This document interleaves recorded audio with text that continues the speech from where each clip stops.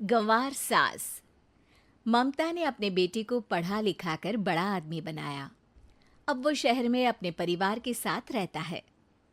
एक दिन ममता का बेटा रोहन अपनी पत्नी आलिया से कहता है, अरे आलिया, सुनो, माँ अब से गांव में नहीं रहेगी।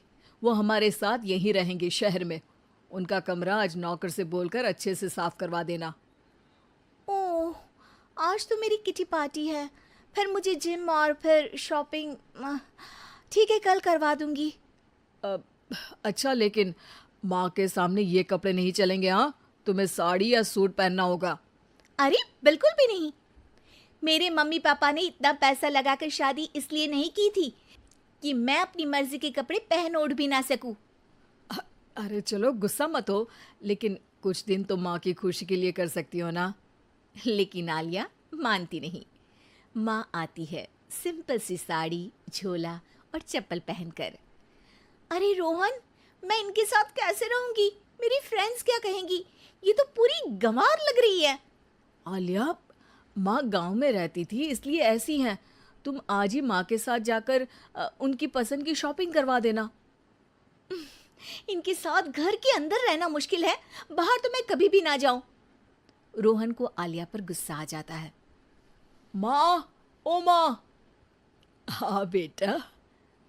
वो माँ को ले जाने के लिए उनका हाथ पकड़ता है कि अरे माँ, तेरे हाथ अभी तक इतने कड़े हैं, तूने इसका कोई इलाज नहीं किया? अरे बेटा, इसका कोई इलाज नहीं। वैसे भी मुझे कोई शर्म नहीं कि मेरे हाथ मुलायम नहीं है, क्योंकि इन्हीं हाथों से मेहनत कर मैंने तुझे बनाया है बेटा। अगले दिन। माँ, मैं ऑफिस जा रहा हूँ। कुछ लाना हो तो आलिया को बोलकर फ़ोन करवा देना। रोहन के जाने के बाद, आप ना आज कमरे में ही रहिएगा, घर में पार्टी है, मेरी सहेलियां आ रही हैं, मैं उन लोगों के सामने आपको नहीं ला सकती हूँ। ठीक है बहू, लेकिन तुम कहो तो मैं कुछ खाने को बना दूँ तुम लोगों की पार्टी के लिए। वो लोग सिर्फ कॉन्टिनेंटल या थाई फूड ही खाते हैं। कोई बात नहीं, कभी इंडियन खिलाने वाला कोई मिला नहीं होगा ना। मैं बनाकर कमरे में चली जाऊंगी। जैसे आपकी मर्जी। आलिया के घर उसकी दोस्त आती हैं, पार्टी होती है। अरे वाह आलिया, ये क्या है खाने में? बड़ा ही स्वादिष्ट है यार, इसकी रेसिपी मुझे चाहिए। हाँ, और ये दाल, ओ माय गॉड, मैंने तो किसी 5 स्टार में भी ऐसी दाल नहीं खाई है यार। तू कुक को यहाँ बुलाना। अब आलिया घबरा जाती है। हाँ हाँ हाँ हाँ, क्यों नहीं। माँ जी ज़रा बाहर आइए। आलिया की सास सिंपल सी साड़ी और गांव के अंदाज में आती है। अरे बहू, क्या हुआ? खाना पसंद नहीं आया क्या? बहू? अरे ये गांव से दिखने वाली औरत तुम्हें बहू क्यों बोल रही है? कौन है ये? वो हमारी नई नौकरानी है। सास बहू की बात सुनकर बहुत दुखी हो जाती है। वो सर झुकाकर जा ही रही होती है कि एक सहेली बोल पड़ती है। अरे कहाँ जा रही हैं माँ जी? वो उठकर उनके पैर छूती है।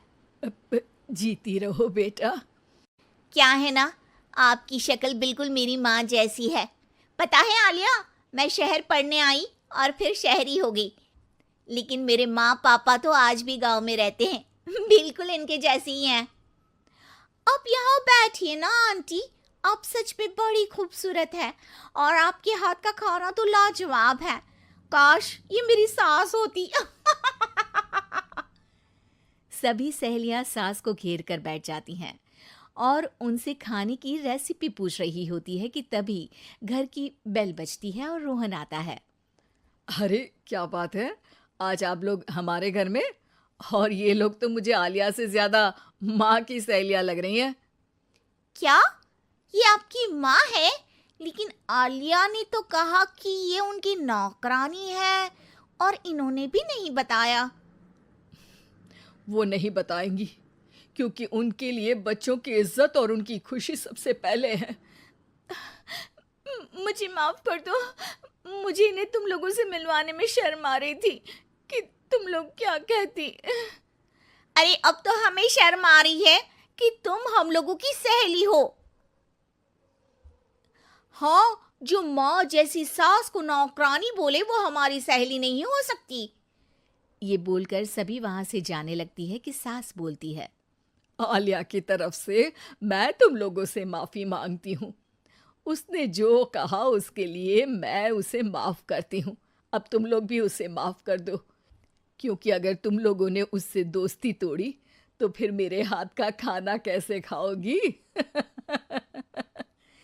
नहीं नहीं आंटी, जरूर आएंगे, लेकिन अब आलिया की नहीं बल्कि आपकी सहेली बनकर।